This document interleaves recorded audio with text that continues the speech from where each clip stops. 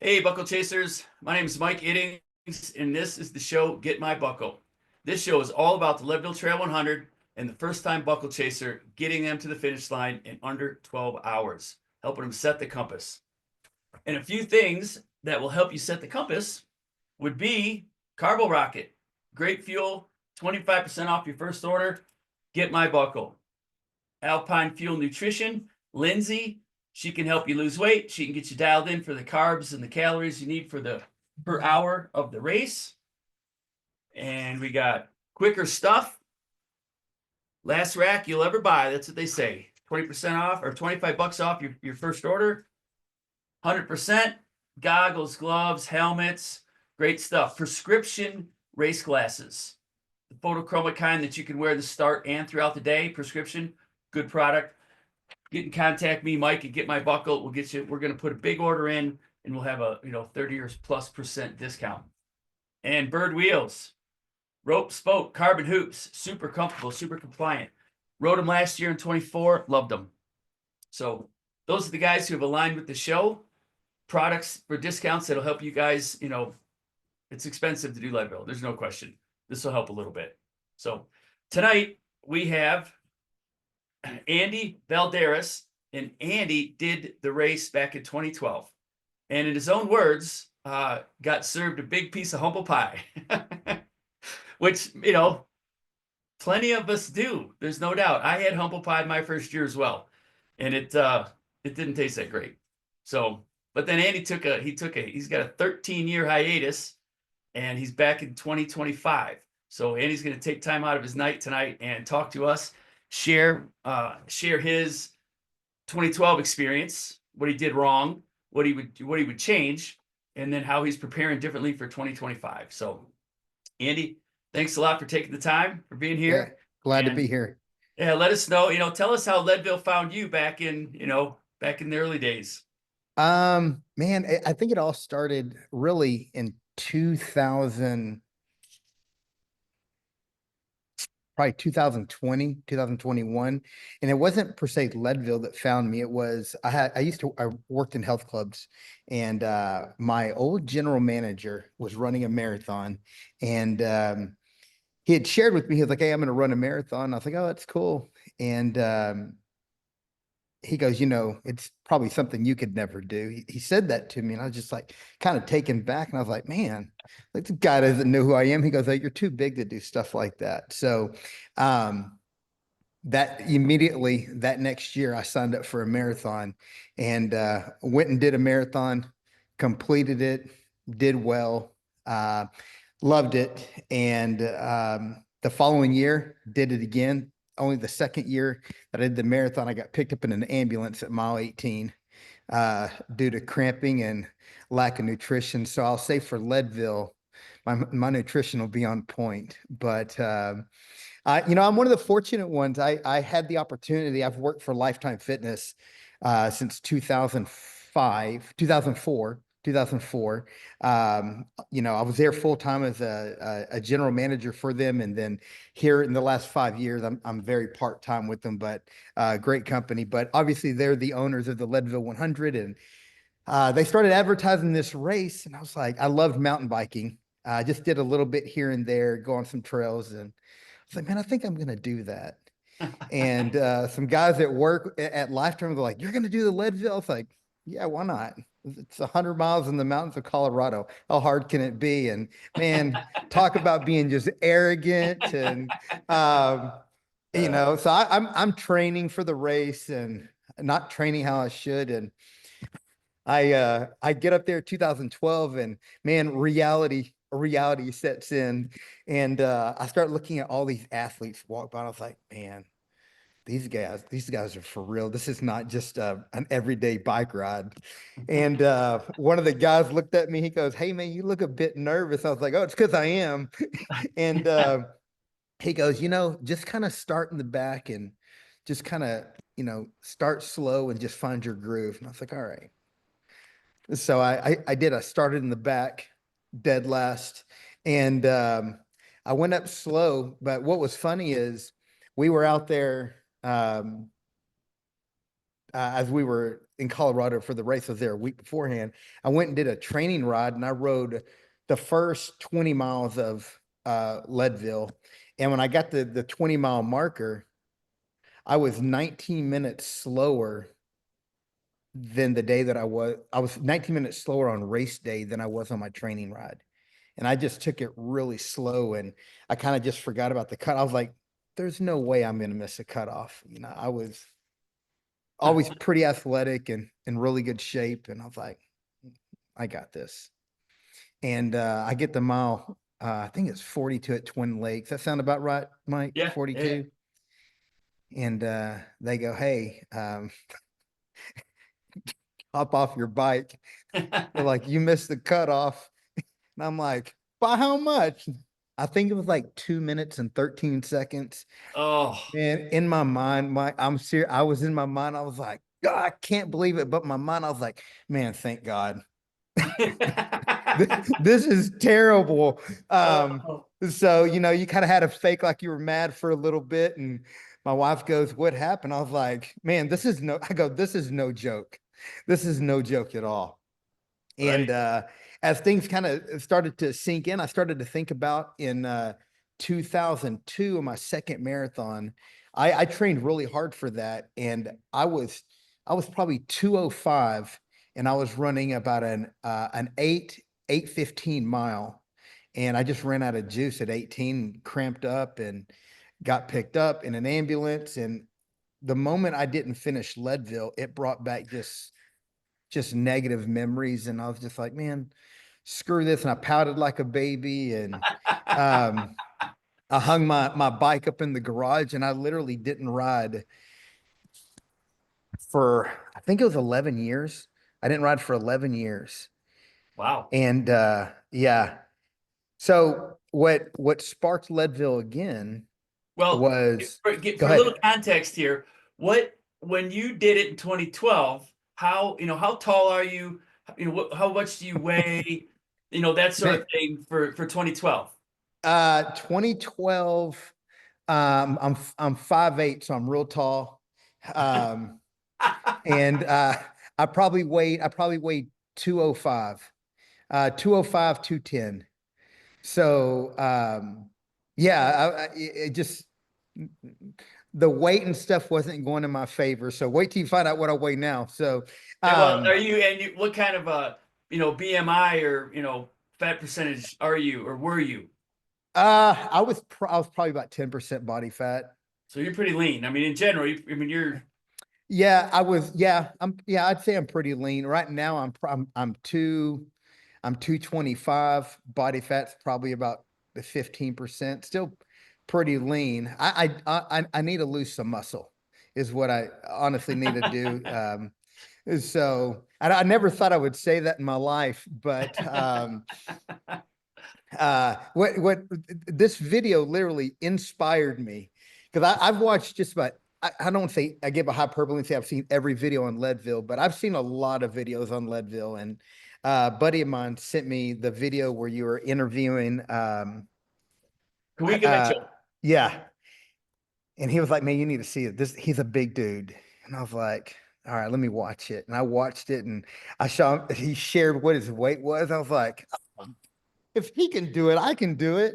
Uh, so I immediately, as I'm watching the video, I'm going online. I'm like, how big is he? How old is he? And I'm like, God dang it, I'm 5 years older than the guy. So um, I turned 50 this past year. So, but anyways, kind of back to the story of, um, I'm doing Leadville, or I did Leadville. I came back, and man, I'm humbled like I've never been before. And so I make a trip to go back to Leadville in 2022. I'm up there with a buddy of mine who used to work for me. And we worked together at Lifetime, and we're real good friends.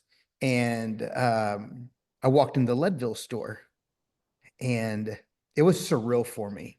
I literally walked in the store, I looked around, and it was emotional. And my buddy goes, dude, what's going on? I was like, man, I attempted this race years ago, and I failed. The, he goes, so you didn't, he's like, you didn't make it? I was like, no, I failed and I quit. I go, it's not that I didn't finish, it was failure. And I have to recognize that. And I also recognize that because I use that as my momentum now. And so he goes, man, let's do it. I was like, man, I don't know. He was like, I tell you what, I'll run the Leadville 100, and he hates running if you bike it.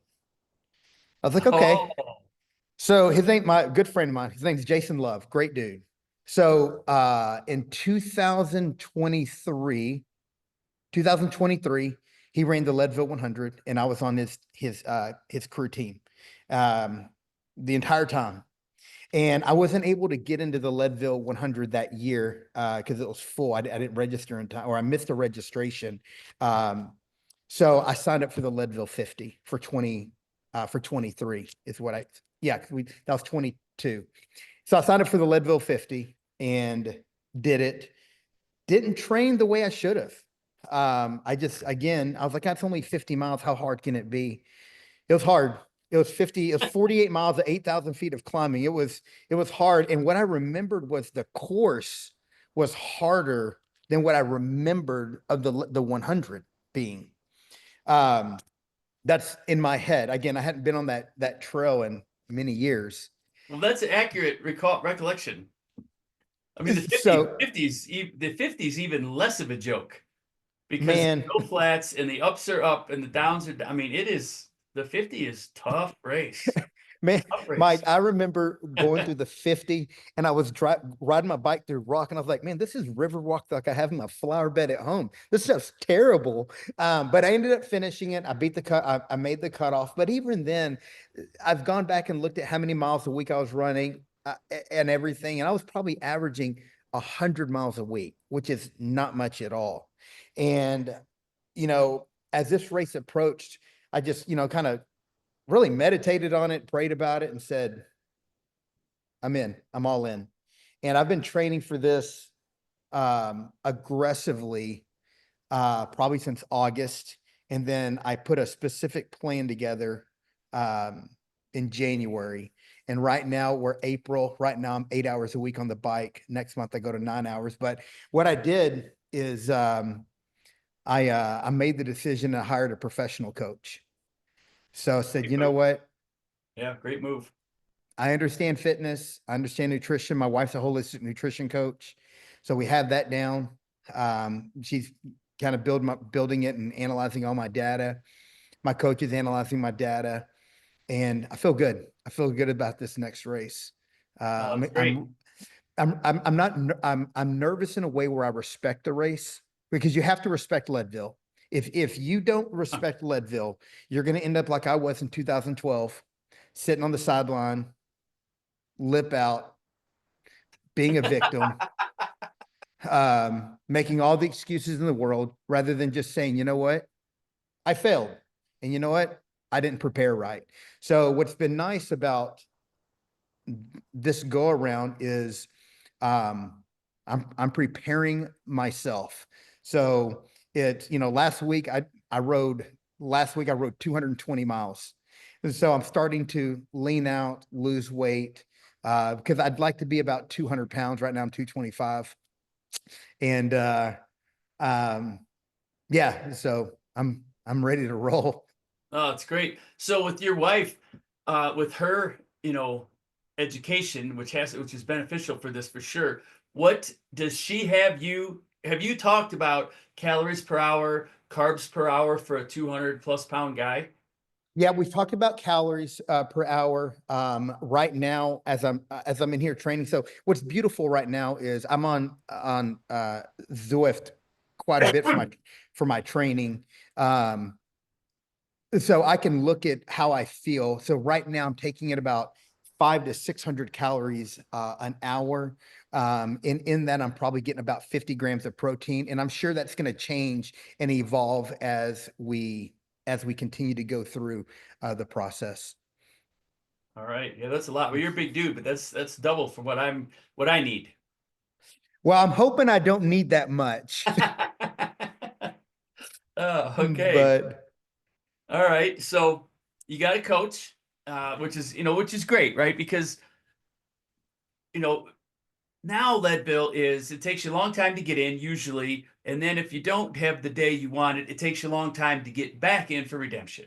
So to prepare yourself as best you can, which is professional coach. He's lucky enough to have his nutritionist in-house, which is great. But then here's a great segue, a prep for me is I do the Get My Buckle coaching, which is course strategy, race day stuff. I will help you check the boxes other than the fitness box.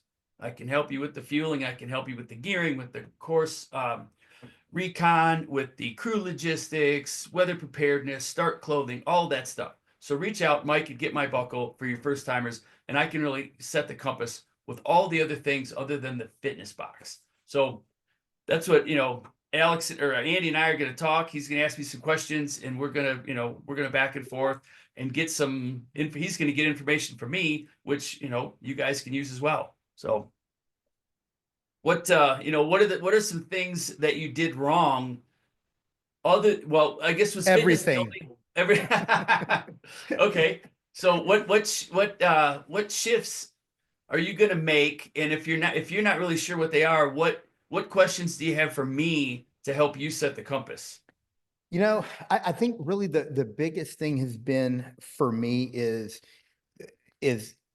time on the bike, just getting time on the bike, establishing a base.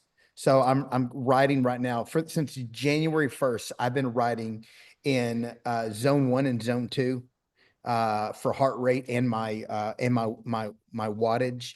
So I've been just wanted to establish a base. Now I'm starting to do a little bit of hit training where base, power up, come down. So I'm just doing what my coach is telling me to do. And it's helped quite a bit. I'm just now on my first week of training, and I guess this is what I'd say, having a professional tell you what to do, even if you're an athlete, even if you know health and fitness, like professional athletes, they have personal trainers, they have coaches. So I finally just asked myself, like, man, go spend the money, stop being cheap, spend the money, get a coach, and be clay and just let someone mold you. Right. And one of the things about the coaching is if you only have an hour a day that you could dedicate during the week to training, and you only got 3 or 4 hours on the weekend, you need to make the most of that time. Mm-hmm. And just going and riding, I'm not saying it's not a good thing to do. I'm just saying there is a better way to do it if you are doing it with the coach that's watching your heart rate, your power, your time on the bike, your cadence, all of those metrics that they can look at, and they can tell, and they can prescribe workouts that are going to get you to the trajectory will be different. Their trajectory is going to land you at the starting line at Leadville. The trajectory that you might be on personally just by riding or just by feel, your trajectory, you might top out before Leadville, or you might not be as strong as you could have been. So the coach is just going to be more efficient for you. And you can take, if you only have a little bit of time, they can maximize that effort into that short period of time to get you to the best time in Leadville possible. So there's a method to that madness for sure. I have everybody I know is coach. I mean, I shouldn't say that. 98% of the people I know, and I know a lot of people in Leadville that have coaches. Yeah. They just make the best of what they have. Man, that's probably been and again, I'm a weekend. That's been the best decision that I've made because I've recognized that, training's a little bit different. When you get a message and it goes, "Hey Andy, what's your availability?" And I'm like, "Well, I'm good for this many hours this day, this many hours." And then I said Saturday and Sunday about 3 hours. And it responds back, "Well, I'm going to need more like 6 hours on Saturday and Sunday." I was like, "Well, here we go." I was like, I'll do whatever you need me to do." So, and what's really good is my wife, my family is 100% supportive and that's a big thing. It's like making sure your family's supportive and they're like, "Hey, we're going to be here along with you to achieve this goal." So, Oh, right. You're going to need them. You're going to need them throughout the entire process. yeah. And it's great that they're buying in and embracing the fact that you're going to do it and everybody's behind you, because it's so hard to do it if you don't have that support crew. or Yeah, don't for have sure. that synergy of just I get to go train and I get to come home and I'm tired and I need to chill for a moment before I get after my housework or honeydew list or whatever it is, right? So you got to have the give and take, and I'm sure when you are off your bike, you've got to overdo it to make up for the time that you were on your bike, and you just have to. It's a moving target, a work in progress, and it's a give and get kind of thing, and it's good that they're helping you. Will they Yeah. have your crew for the race as well? Yes. So we are going to another buddy of mine that's doing it, Sean. We're going to divide and conquer. So we'll have two crews up there. He'll use my crew and I'll use his crew. Um, so that, yeah, that'll be a big deal for us. One of the things that really helped me, and it's amazing, if if people are thinking about doing this, like, hey, I don't need a crew or I don't need that, man, I'd say you're crazy. When I was doing the 50, I got to the halfway mark and I was grinding. And in my mind, for a second, it goes, man, if you tap out, it's okay. And so it crossed my mind for a second. And I happened to when I crossed the 25, the halfway point, and my son, who at the time was 13 years old, he looked at me and goes, with like not like concern, like I was gonna get hurt, but like, come on, dad. Like, you can do this. Because I push my children to be great at whatever they do. And I don't know that I liked the way he pushed me that day. He was like, come on, dad. And I was like, I go, son, you're right. And just, went through and finished. It was real emotional, but having that support is, man, it's a game changer because you see them and your endorphins go up. You get excited, your energy, and it's going to last for about 5 minutes, and then you're on your own uh, at the end. And so, but yeah, having a pit crew is big. So I'd say for you, one of the questions that I have for you, because you've done this so many times, taking in whether it's 300 or 500 calories, what products what are you eating that where you can carry as much as you can? Well, I have tried everything, and what I think I'm going back to this year is going to be 95-ish% just liquid carbo rocket, um, gel, that sort of thing. I did last year 24 with all the times I've done this and all the nutrition information I've gotten, all the practice that I've done. I ate too much. I ate the correct amount of calories and carbs with solid food, but I didn't wash it down well enough. Mm. So I had plenty of solids. I had the carbs and the calories, but I wasn't able to process it. So when I hit Twin Lakes, I was starting to go down. When I hit the top of Columbine, I was hurting.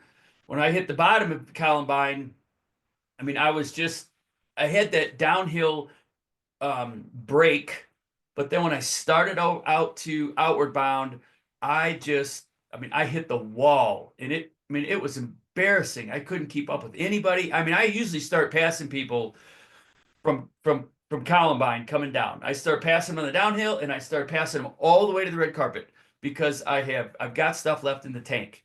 This year, it didn't happen like that. And when I got to outward bound, I was so dehydrated. All I could think of was water for the last 45 minutes trying to get there.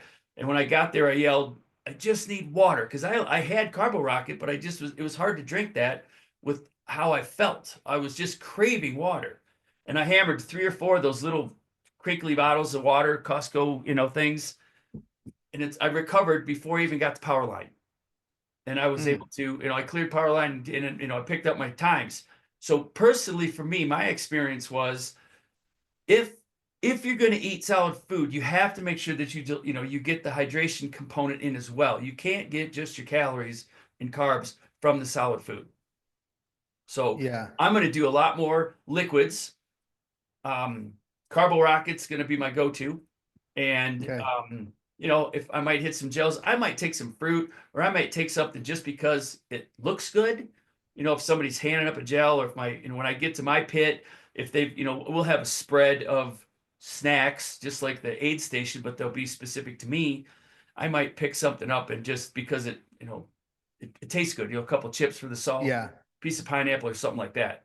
So that's how I'm going to approach 25.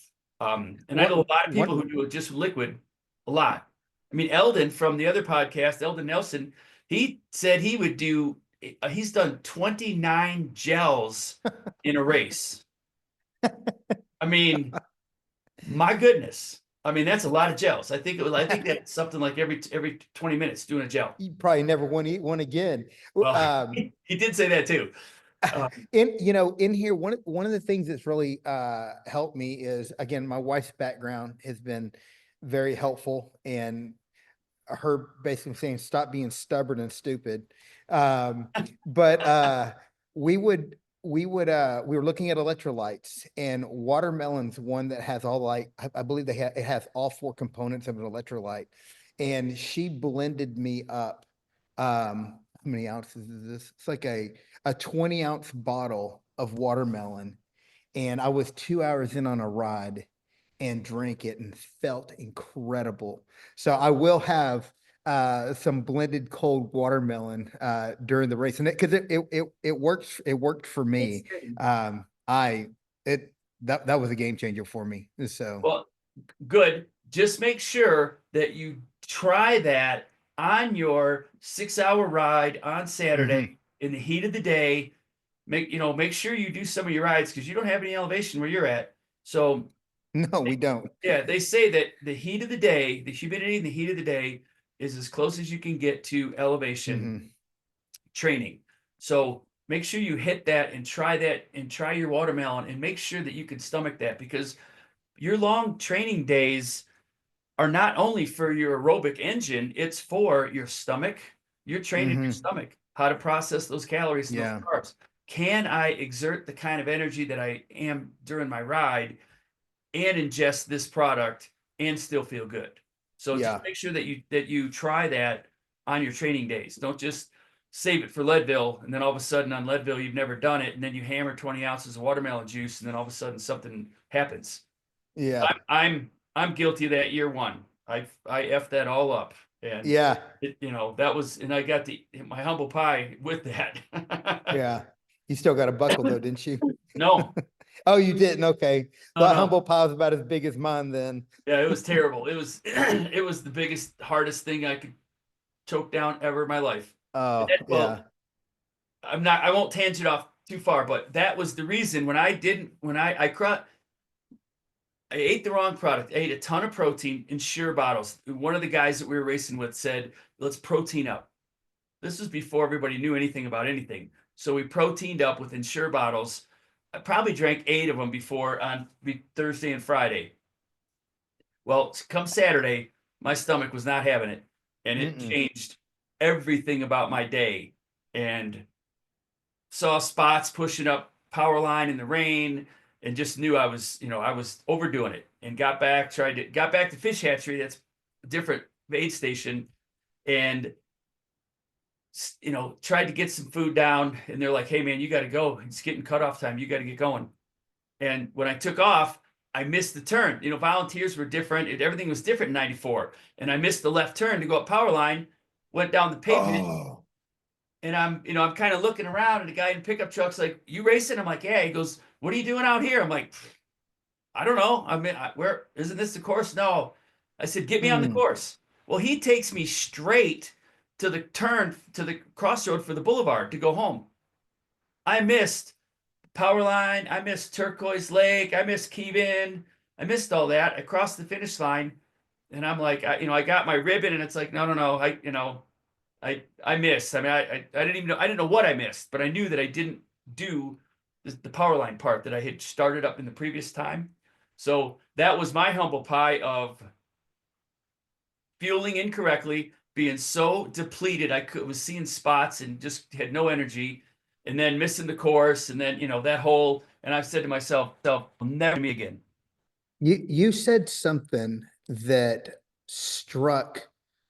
I mean, it was like you said something, and for me, it was just like, for me, it was like hearing the gospel. I was like, Oh my God, I didn't think like how do you pronounce the football player's name? Kawika.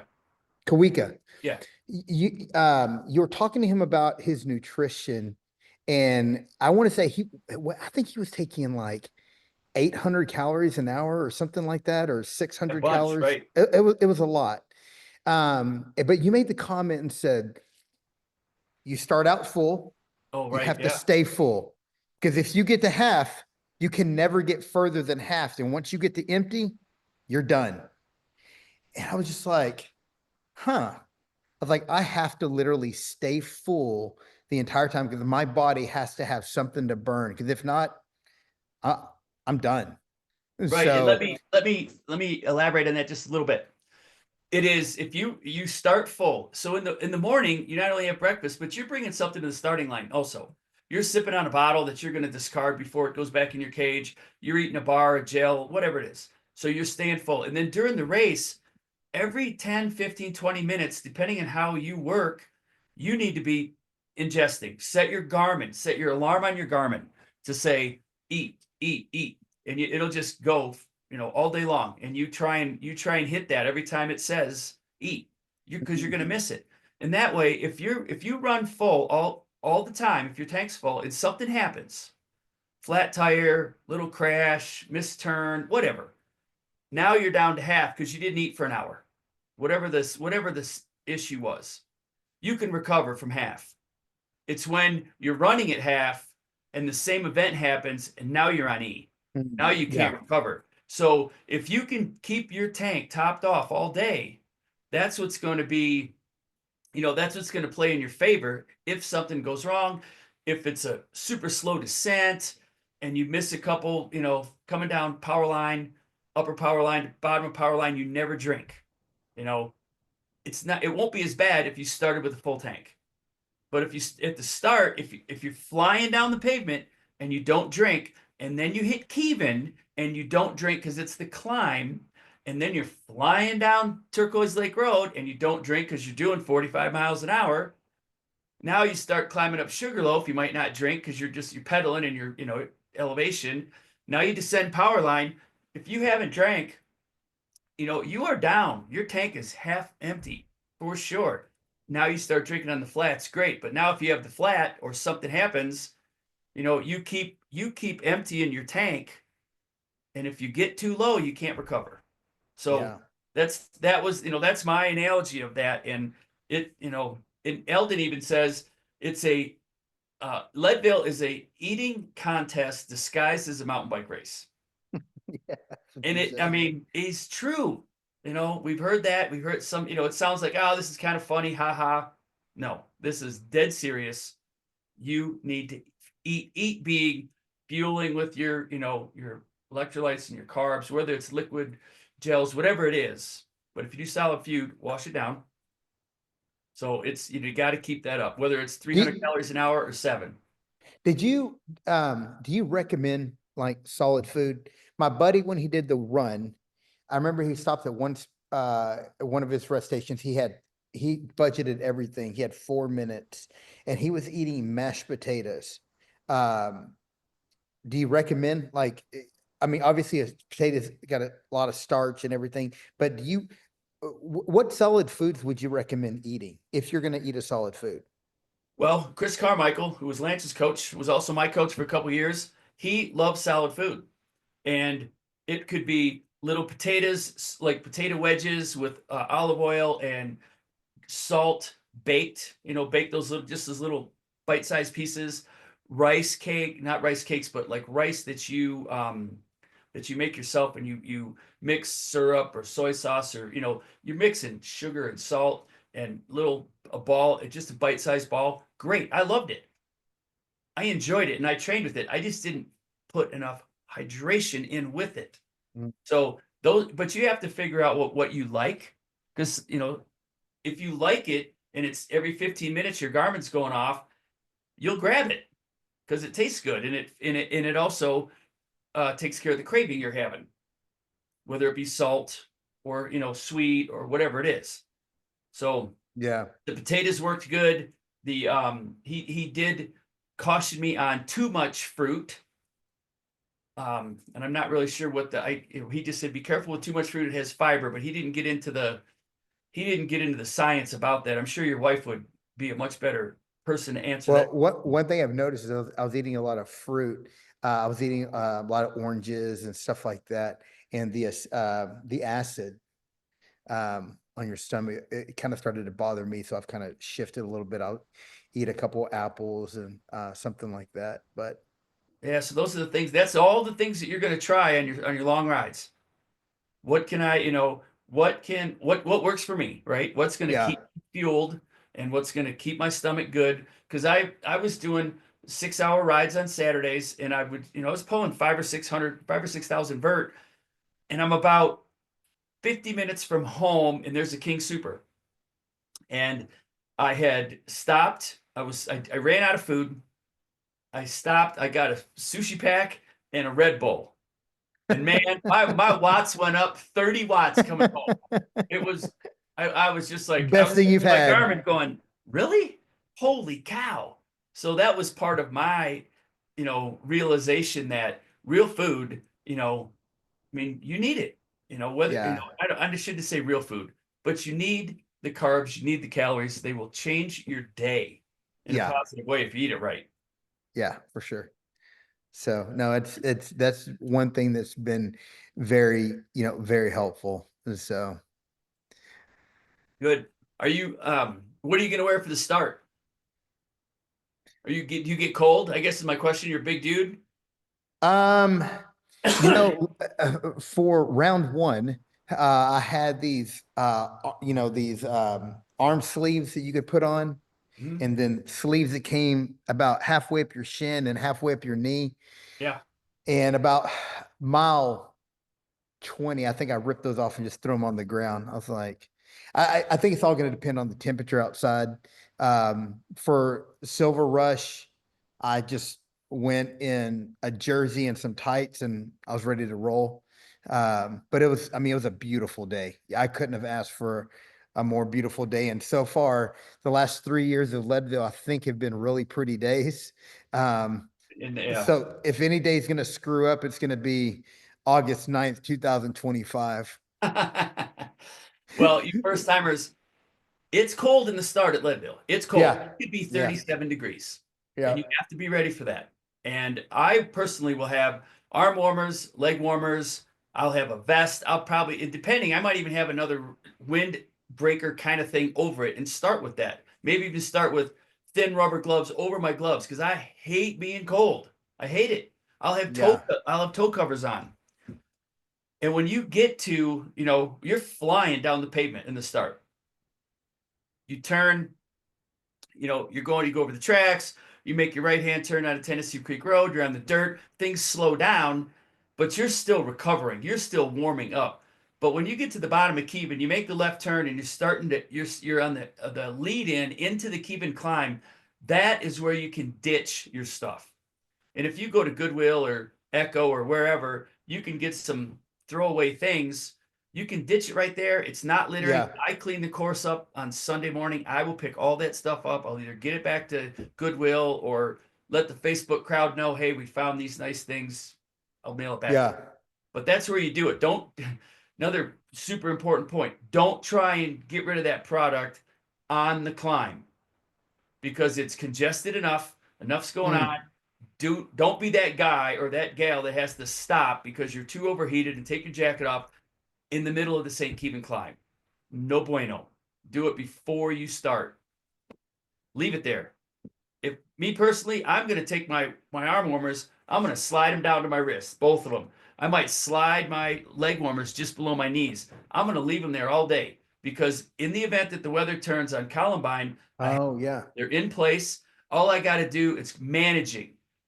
Managing is a very important word for Leadville. Whether you're managing your fuel, whether you're managing your core temperature, your speed, your traction, everything about the day has to do with management. And if you can manage everything well, you're going to do just fine. So part of that body core temperature management for me is pull them up when I need them, drop them down when I don't need them. I don't get off my bike. I don't put them in my pockets. I just leave them on me so that they're accessible. That's a So really good idea. there's a pro tip for the, for the first timers. And since we're on clothing, I will have a very light seam sealed waterproof jacket. Maybe even with the hood. Mine has a hood because I can put the hood over my helmet if I need it, because it can get bad, man. I'm telling you, you get top of Columbine and it's raining or sleeting or hailing, it sucks. So if you can keep that body temperature in, that's great. Or I've got a How, shower cap that fits over my helmet. you've mentioned sleet and hail now twice, and that's really not part of the conversation that I wanted to hear. How many times has that happened to you? I would say it's happened at least got to be almost 10 times. And how many races have you done? 29. I mean, it happens. I mean, it might only be for 5 minutes, might only be, 10 minutes, 5 minutes, something like that. But if you're at the top of Columbine Yeah, and that happens and you're soaked and freezing and you're not prepared, and now you're descending for 45 minutes, not good. Your whole not a day is fun. going to change. Might knock you out completely, might just slow you down, might send you into the trees because you couldn't grab the brakes. I mean, it's a very it's not out of the question for that to happen at Leadville. Okay. And What climb? What was the hardest? What's the hardest climb for you? Or not just you, but people in general. Is it Powerline or is it Columbine? well, I think that it's hard to answer that question. It depends where you're at in the race, in my opinion. If you are in the front of if you're in a pocket of the race where you can actually climb without having to get off your bike, meaning the conga line is not in front of you, then Columbine is hard. I mean, there's once you hit the goat trail and it gets super loose river rocks, I mean, that thing is tough to stay on your bike. But then again, I mean, I don't know, man. They're equally as tough in different ways because Powerline is just it's 80. You got 80 miles into your legs when you start that one, and that is a tough. That's more traction oriented, right? If you can keep traction and keep your pedals turning over, you can clear Powerline. But it doesn't have the rocks this big constantly in every all over the course, which is I think it's easier. It's easier to go up power line because it's flatter, but it's looser. I don't know. To me, 6 one, half a dozen of the other. They're both tough as crap. I mean, if you So can, they both suck. they're Awesome. tough, man. They suck. And since we're talking about the climbs, let's touch on gearing. What are you going to do? What do you know what your gearing setup is for your bike? Um, no, not offhand. I mean, I've the same bike I've ridden, but I don't know how many gears. I think, Okay, here's some homework. yeah, yeah. Look, your cassette is it's either gonna be a 10, it's probably gonna be a 1051, 1052, depending if it's SRAM or Shimano. Bigger the better. You get more range, and then in the front, find out what your front is because you're a big guy, you're strong, you're in Texas, it's flat, the elevation's low. You might be pushing a 34, maybe a 32, but consider having a 30 with you when you come to Leadville. And what I'm encouraging you to figure out for yourself is go do St. Kevin with whatever's on your bike now. Measure your heart rate, measure your power, measure your time, watch your time from the bottom to the top. And then if you're struggling, if you're redlining going up Kevin and it's really hard, right? And you're just like, oh, holy man, I thought about getting off, but I didn't, but I cleared it. You're burning lots of matches. So let's, for conversation, if you had a 34 on it, put the 32 on it. Go do the ride again. Measure your heart rate, measure your time, measure your power, and see how it feels versus what the numbers say. Because Mhm. if you divide the load, you save matches. Right.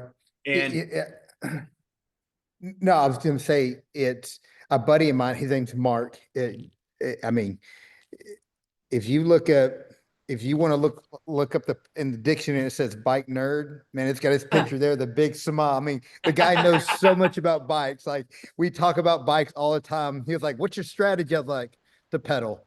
He's like, "Dude, you got to do better than that." So I'm sure he'll watch the video and he's just gonna be like, this is what you have. This is what you need. So that was a great question. I sit there, I'm like, well, shoot, man, man, I don't know really offhand. But no, I appreciate that. More humble pie. There you go. well, and the big conversation topic is spinning out on the flatter parts of the course. Mhm. And you know, which is true. However, you have to the couple things you have to remember. A sub 9 guy has a different motor than you have. Mhm. He has a different power to weight ratio. So sub 9 guys can probably push 32s, 34s and be just fine. And they won't spin out on the flats. A 12-hour bubble racer, we have different engines. I mean, my one of my times is 11:48. So I was right there. I mean, so I know what just making the cutoffs is like. And I know when you run out of power, and it's like it takes everything you have just to get up to short little ones. So if you can save those matches and still have similar power at the end of the day as you had at the start of the day, you're going to be a hell of a lot better off. Because there are Yeah, times, I'm sure Mark will watch the video. I'm gonna get with him and go, tell me what I need, please. ah, well, you So want options, right? yes, You want to absolutely. see. I mean, I think Kevin is a great barometer to let you know yourself. Am I in the right? Do I have the right gearing? Yeah. Right? If you go up there with what you have, and if you clear Kevin and you're not completely in the red, great. Yeah. Great. But on the flats have also changed. So the spin out conversation has been a little bit reduced because the pavement that let me get my little map here. This is a 3D version of the course. And here is Columbine right here. Okay. This is all you do from the bottom of power line all the way over to Columbine. Oh, So wow. there are only a few spots in this little section right here. This little Lift it section up. right here, There you go. that's where they cut off. And this was the pavement section that everybody talked about spinning out. Well, now we're doing the hypotenuse of the triangle here in the grass. So they have reduced the amount of pavement that everybody was worried about spinning out on. So I am reassuring you that in the event that you were to downsize your front chainring, I don't think it's going to be costly, because if you don't have the engine to run in your 10 tooth wide open on the flats, then it's a moot point. You Yeah. know, I ran a 28 in the front and a 1052 in the back and did a 956. So, and I did spin out. I did, but it doesn't matter because you're racing to the bottom of the two biggest climbs of the day. On outbound, you are racing to the bottom of Columbine. So do you want to burn all your matches on the flats? And I never spun out. I could just keep hammering, or hey, I spun out a couple times. I was able to recover because I wasn't redlining as much, and then I got to Columbine. I had enough in the tank to climb it. Yeah. So, and then opposite coming home, you're racing to power line. So if you do spin out a little bit, lose a little bit of time there, but you can stay on your bike and keep climbing. I mean, I think it's a much better strategy, because you make more time staying on your bike climbing than you do pushing. Because people talk about, well, I can walk it 4 miles. Say that again. You can go faster on your bike on the climbs than if you're pushing your bike up the climb. And a lot of people use the sentence or the phrase, well, I could walk 4 miles an hour. Well, maybe at sea level on pavement in your tennis shoes with no wind and no rain and not other people. But when you're pushing your mountain bike up the hill in your cleats at elevation while holding your bike, while tripping over the baby head rocks, you're not doing 4 miles an hour. Mm-mm. You're doing 1 point something. I mean, you're barely moving and you're tired and you're 80 miles in and your head's down and you know what I mean? And there's all these things. So you are not pushing like you would walk and push your bike. So Yeah. if you can stay on your bike in your absolute granniest gear and keep moving, you're your physics, you're just faster than if you're pushing. Yeah. So I'm a huge advocate for staying on your bike and keep going. Yeah, that's the plan for me this year. I'm down here in Texas. I'm fortunate. We have I'm going to, I cannot remember what city I'm going to. Are you from Colorado? Yeah. Pueblo, is that, so Oh, yeah. we're that's south though, correct? Yes. So we're going to Pueblo. Elevation already looked is around 7,500 feet. So I'll be there for a week on a mission trip, 2 weeks before I go back to Leadville. So I'll go to Pueblo for 8 days. I'll come back for 2 weeks and then I go back. Then I go to Leadville and I'll be in Leadville 8 days before the race. Just so I can be there and breathe and get a little bit of riding in, and acclimate. That's what I did with the 50 and it worked. I didn't feel any elevation at all, because I stayed in it for a while. The only difference is I was there and then I went straight to the race. I was there 8 days. So this one's going to give me, I'll be in Pueblo.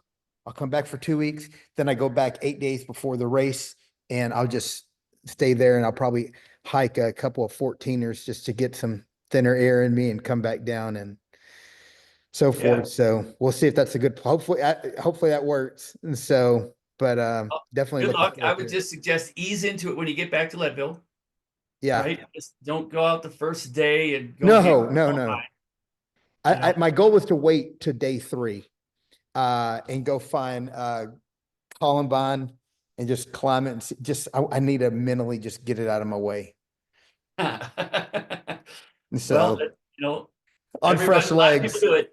Just do it easy, right? Do it Yeah. easy. You're 8 days before the race, man. You should be tapering. So Yeah. just really manage your power and your heart rate going up at just, you're on a sightseeing mission. You're not on a training ride. Yeah. No, yeah, for sure. But yeah, no, I'm really, one of the reasons also my Sean is like, hey, do you want to do this podcast with Michael? And I was like, yeah, I need some more accountability in my life. So this is me saying, hey, I came here to finish, and I came here to do well. So, that was one of the reasons I hired the coaches. I go, man, I got all this money in this damn race. Hire a coach, spend the money. So that was another big deciding factor of hiring a coach, going, man, we got all this time and everything into it. If I go and I sacrifice all this time, my family, and I come back without a buckle, I'd be pretty pissed. Right? No, absolutely. And here's another level, another level of scientific information for you that you might be interested in doing. You go get a VO2 and a lactate test done, and it will set your zones. It will show you where you quit burning fat and where you start to burn carbs. Sugar, yeah. Yeah, and for me, it was great because it showed me that from 138 and below, I'm burning mostly fat.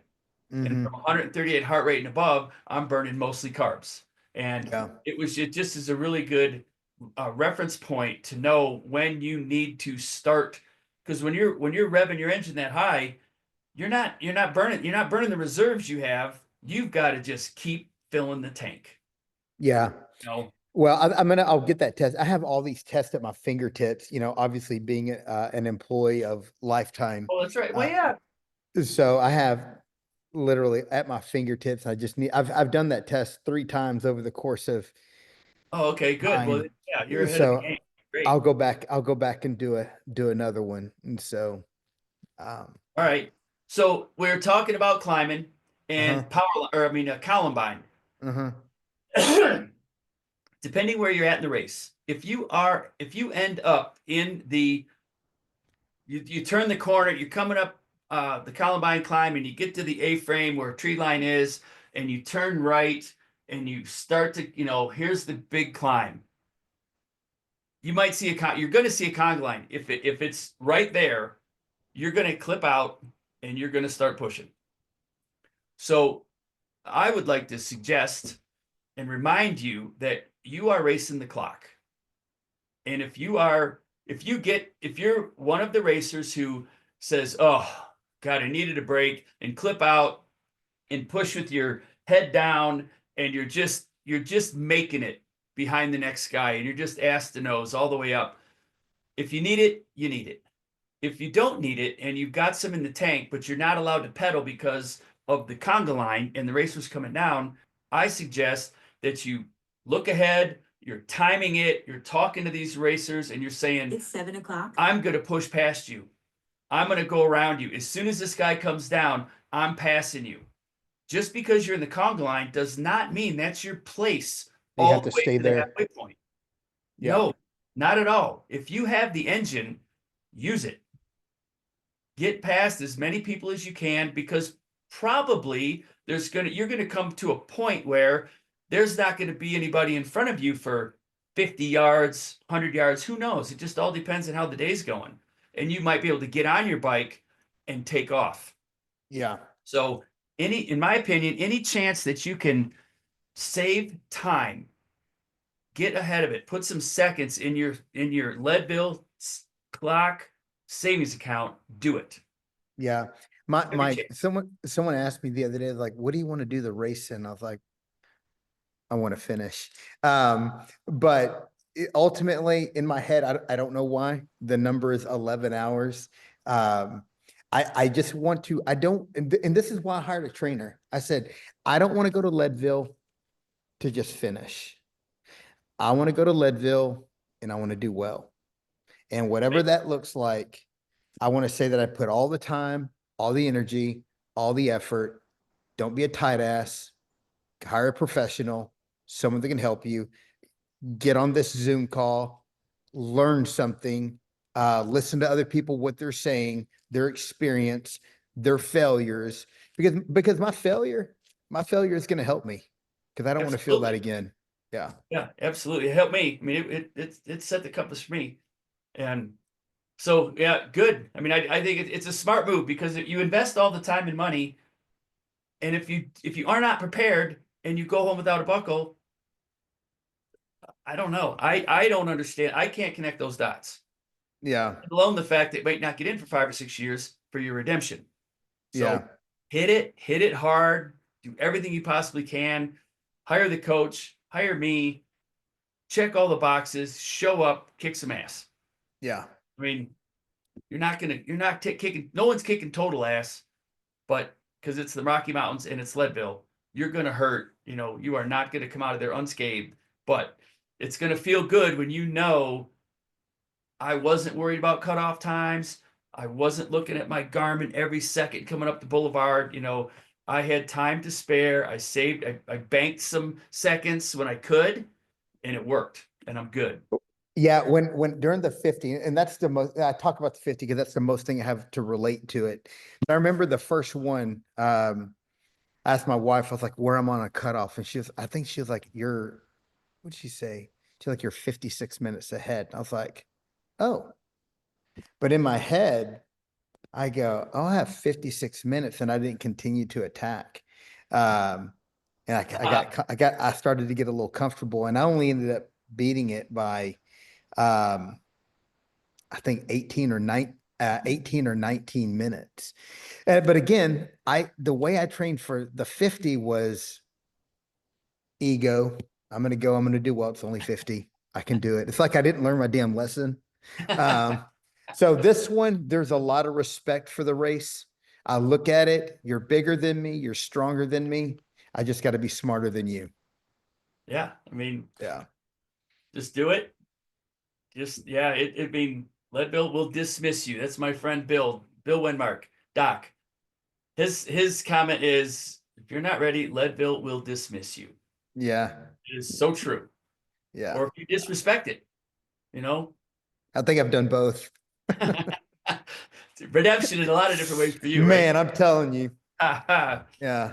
All right. So any other any other crew logistics, questions, race day, just anything, that's out there. No, I don't think. I mean, I'm watching. I will continue to watch your videos because, in all seriousness, Michael, it's very helpful.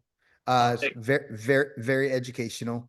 Um, and I'll say to the person who's watching this video, if you think you got it, man, continue to respect the race. Be nervous, whether it's your first one, second one, or third one. Just respect the race and do what's necessary and get out of Right. your own way. And I, that's not me giving someone advice. That's me continue to tell myself, hey, this is what needs to happen. but that's good, right? I mean, that's good. I still get nervous. I still get the butterflies. I know I can finish this race. I know exactly what to do and when to do it, and I still, because it's important to me, right? Yeah. Important to me. So Yeah. I want to do as good as I can possibly do. So I care. Someone asked me the other day, Andy, why are you doing this? And I go, look, this is me speaking, and this is how when I'm talking to my kids, I'm like, and I have a son who's 15, I have a daughter who's 13, and man, love my kids.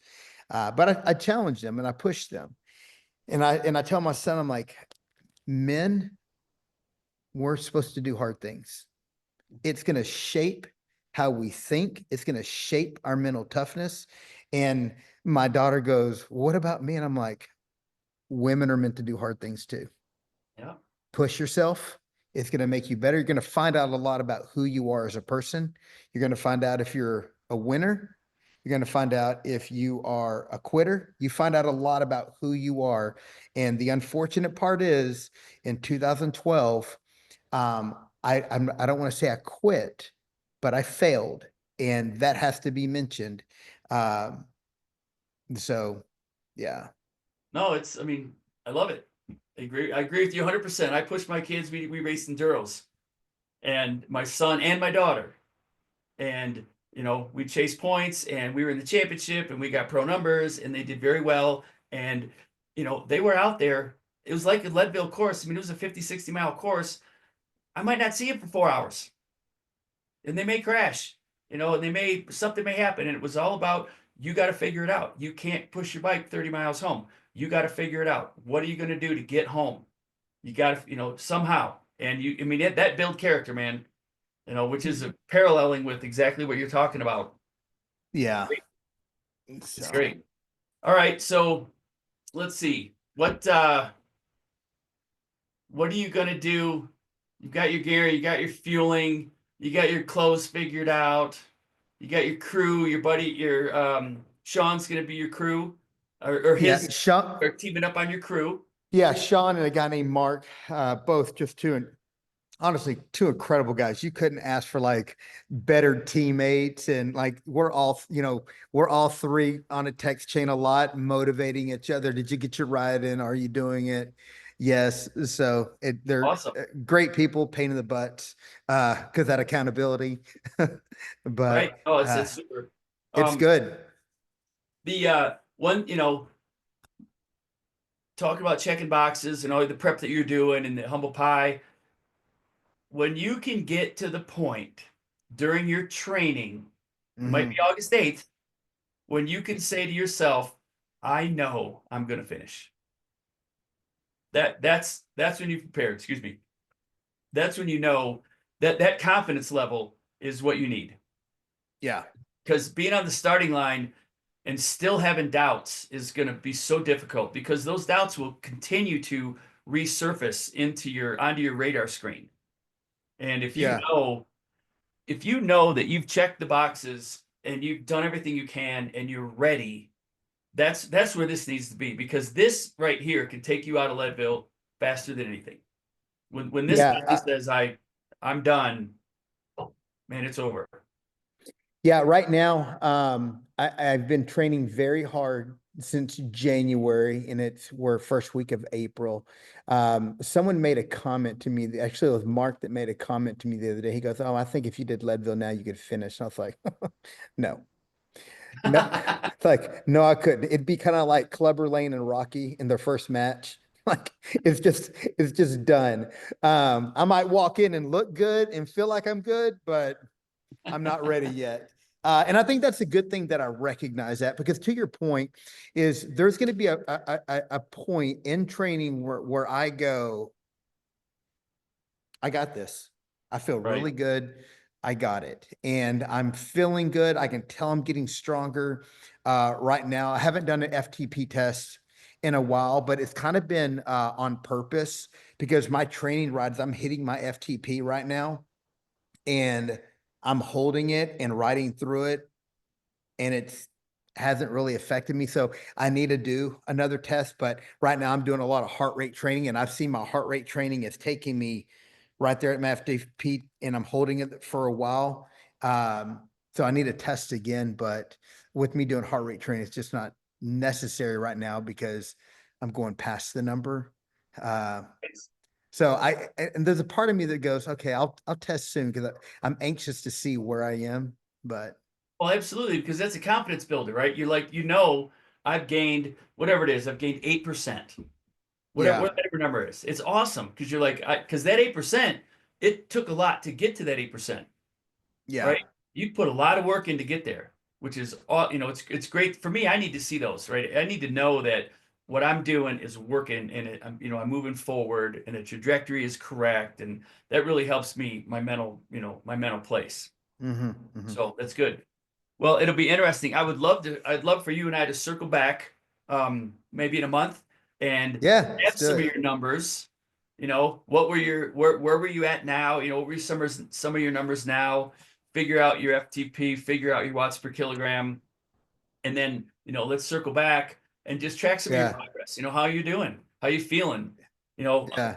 did you go into the time trial position and freaking crash like Sean did, and screw up his shoulder and Oh everything? my gosh, that poor guy, man. I felt terrible for him, man. Right. I I think was just he. like, well, maybe I was like, maybe I'm faster than you now. I'm kidding. I'm kidding, Sean. Uh, Well, it sounds like he's good. He's in a good place. I think he's confident that he's going to get through this and still have the right trajectory for Leadville, which he is absolutely will. Yeah, he's got the right mindset, the right attitude. I mean, Sean's just he's a good human being, and he's working really hard. oh, it's great. Good here. And it seemed like I was a pleasure, doing the show with him as well. So, Yeah. all right, man. Well, let's, you've got my number. Feel free. You got some questions, some Leadville questions, reach out, you know, ask me, I whatever. Yeah, I want to order that. What you said, Carbo Rocket. Yeah. I'm gonna. Is there a link that I need to that I go to order that stuff? Well, yep. If you go to Carbo Rocket, which is, this is the logo you're going to see, Got it. and, pick out the products that you want. And then when you're checking out, you get the discount code, you put in Get My Buckle, you're going to get 25% off your first order. Yeah, and you like that product quite a bit. I do, yes. And what I would recommend, just for, money management, if you buy one bag or get a sample or go to a bike shop, get a tester, try it for a little bit. And then if you like it, then when you make your first order, double down. So you got Yeah, enough for for the whole sure. season, and you'll get that 25% off for all of it. Okay, no, I'll do that for sure. But try it. And there's plenty of products out there. There's tons of products. Well, I also want to be. I mean, I want to support you and what you're doing too. So, Well, thanks. Um, no, Carbo Rocket's good. I mean, if I you can take stomach. Carbo Rocket and you got the 1,000 mile buckle back there with your name on it. It must work. There's the 2000. Here's the 1000 right there. Oh, that's a 2000? That's the 2000. That's 20 years. Yeah. Perfect. Maybe I'll get that when I turn 70. Get your first one first, man. Yeah, no Get doubt. that one out the way. Now, all right, Andy. Well, let me get some. Let me show the first timers the rest of our remind them about our our aligned companies that help us out. Carbo Rocket, 25% off with Get My Buckle. Bird Wheels, Rope Spoke Carbon Hoops, 20% off with Get My Buckle. 100% goggles, prescription glasses, gloves, helmets. Get Mike and Get My Buckle, and we're going to put together a big order. Probably 30-40% off. Quicker stuff, bike racks, last bike rack you'll ever buy, 25 bucks off. Alpine Fuel Nutrition, Lindsay, get you dialed in. And that was it. All right. So thanks a lot, Andy. Appreciate your time, taking the time out of your day. I look forward to seeing the big guy going up Columbine. Yeah, I'm excited. I thank you for your time. I thank you for and for me, a lot of this is accountability. I have to watch this video at some point and remind myself, why I'm doing it, and just continue to push. So I appreciate your time, Michael. Thank you very much. Absolutely. All right, first timers, we'll see you at the finish line. Thanks.